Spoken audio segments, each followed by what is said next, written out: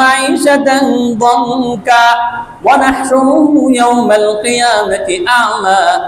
আল্লাহ বলেন ওয়া মান আ'রাদা আন যিকরি, ওয়া মান আ'রাদা আন যিকরি, যে বান্দা আমার স্মরণ থেকে গাফেল হয়ে যায়, যে বান্দা ইসলাম কোরআন থেকে গাফেল হয়ে যায়, ফাইন্না লাহু মাঈশাতান দানকা, সেই বান্দার জীবনটা হয়ে যায় সংকীর্ণ। বন্ধু, আয়াত থেকে পরিষ্কার বুঝলাম জীবন সংকীর্ণ মানে কি। জীবন সংকীর্ণ মানে হইল আমার টাকা পয়সার অভাব নাই, আমার অর্থ সম্পদের অভাব নাই, আমার পদের অভাব নাই, আমার দুনিয়ার চাকচিক্য কোনো কিছুর অভাব নাই, কিন্তু অভাব হলো শান্তির। কোন জিনিস বলেন না? শান্তির। আল্লাহ বলেন বান্দা, তুমি যদি কোরআন থেকে গাফেল হয়ে যাও, তুমি যদি আমার স্মরণ থেকে গাফেল হয়ে যাও, দুনিয়াতে সব পাইলো তুমি শান্তি পাইবা না। কি পাবো না? শান্তি পাবো না। সবচেয়ে বড় সংকীর্ণ জীবন হলো অশান্তি, সবচেয়ে বড়। আচ্ছা বলেন তো, ওয়ামান আ'রাদা, এমন মানুষ অনেক আছে না? এখন বলতে পারেন হুজুর, আল্লাহ বলছে জীবন সংকীর্ণ হয়ে যাবে, তার মানে রিজিক কমে আসবে, রিজিক কমে আসবে।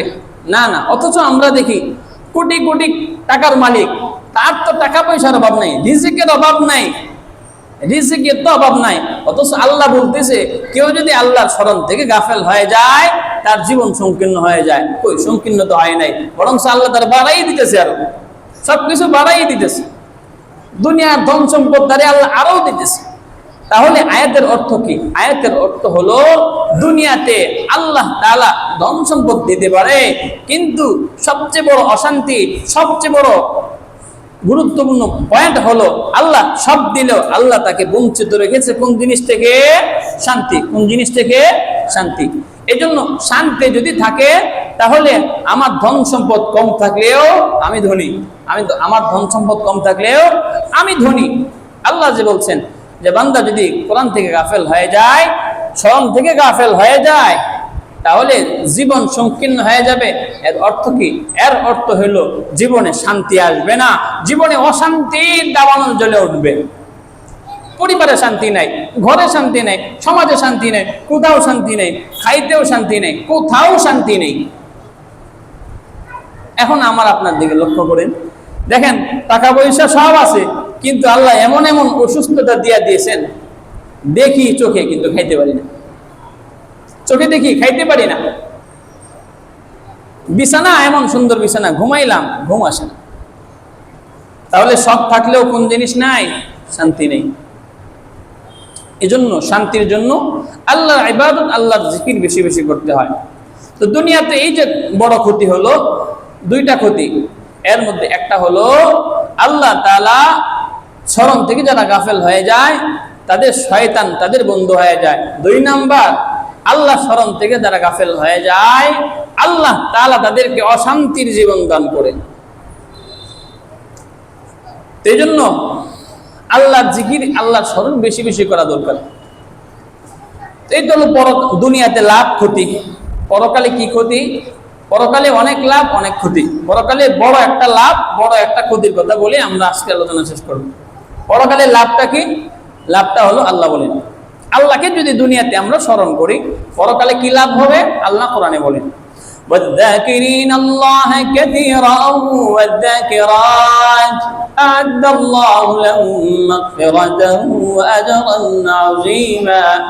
আল্লাহ বলেন, যারা দুনিয়াতে আল্লাহকে স্মরণ করে, পুরুষ হোক মহিলা হোক, أعد الله لهم مغفرة وأجرا عظيما। আল্লাহ বলেন, যারা আমি আল্লাহকে সর্বদাই স্মরণ করে, শুয়েও স্মরণ করে, বসেও স্মরণ করে, সর্বদাই আমি আল্লাহকে যারা স্মরণ করে, আ'আদাল্লাহু লাহুম মাগফিরা, আমি আল্লাহ তাদের জীবনের গুনাহগুলো মাফ করে দেই। শুধু তাই না, যারা আল্লাহকে বেশি বেশি স্মরণ করে, যারা আল্লাহকে বেশি বেশি স্মরণ করে, আ'আদাল্লাহু লাহুম মাগফিরাতাও ওয়া আজরান আযীমা, আল্লাহ গুনাহ মাফ করে সীমাবদ্ধ নয়। আল্লাহ বলেন আজরান আযীমা, এই জান্নাহ। আল্লাহ বলেন গুনাহ মাফ করে আমি আল্লাহ জান্নাতের মালিক বানায়া দেব। সুবহানাল্লাহ। এখন কথা হইল, শুধু সবসময় আল্লাহকে জিকির করলে হবে নাকি আল্লাহর বিধান মানতে হবে? আল্লাহর বিধানও মানতে হবে। আল্লাহর বিধান যদি আমি না মানি, বলেন তো, তাহলে জিকির সারাদিন করলে লাভ আছে? কোনো লাভ নেই।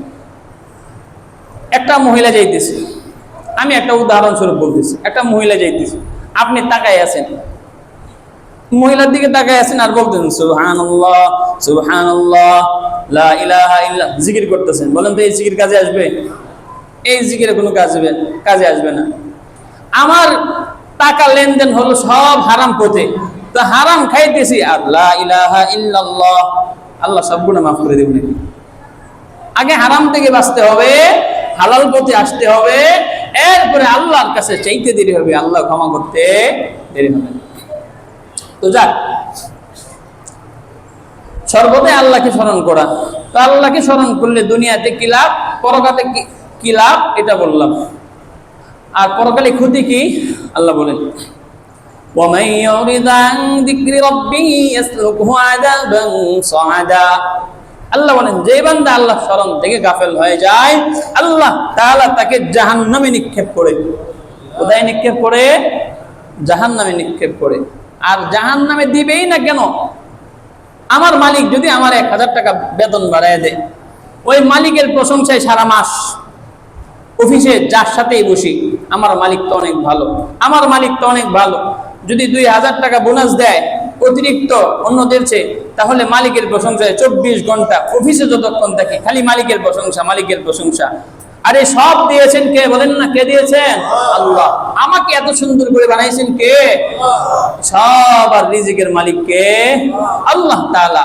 আল্লাহ তাআলা আমাকে আপনাকে এত সুন্দর করে বানাইছেন, এই সব কিছু দিয়েছেন, এরপরেও আল্লাহকে ভুলে আল্লাহ স্মরণ ভুলে, আল্লাহ প্রশংসা ভুলে দুনিয়ার পেছনে পড়ে আছে। বলেন আমাকে জান্নাতে দিবে না জাহান্নামে দিবে? মালিকের 1000 বেতনের কারণে সর্বদা মালিকের প্রশংসা। আর আমার মালিক আপনার মালিক যে সব সময় সর্বদাই, আমি শ্বাস নিঃশ্বাস, প্রত্যেকটা শ্বাস নিঃশ্বাস আল্লাহ এক একটা বড় নিয়ামত। এখন যদি আমার শ্বাস বন্ধ হয়ে যায়, শ্বাস যদি বন্ধ হয়ে যায়, তাহলে কি অবস্থা হবে? কি অবস্থা হবে? এক একটা শ্বাস আল্লাহর নিয়ামত, এক একটা নিঃশ্বাস আল্লাহর বড় নিয়ামত। চোখে দেখতেছি আল্লাহর নিয়ামত। আমার মতো আপনার মতো অনেক মানুষ যারা চোখে দেখে না, কানে শুনে না, ওরা তো চায় আল্লাহ তুমি দুনিয়াতে কি সৃষ্টি করছো দেখার তো একটু ইচ্ছা হয়। তো আমি আপনি সব পাইলাম, সব কিছু পাওয়ার পরেও না পাওয়ার ভান করি। সব পাইলাম, সব পাওয়ার পরেও না পাওয়ার ভান করি। নামাজের সময় হয়, এরকম বিভিন্ন ইবাদতের সময় হয়, মসজিদের সামনে দিয়ে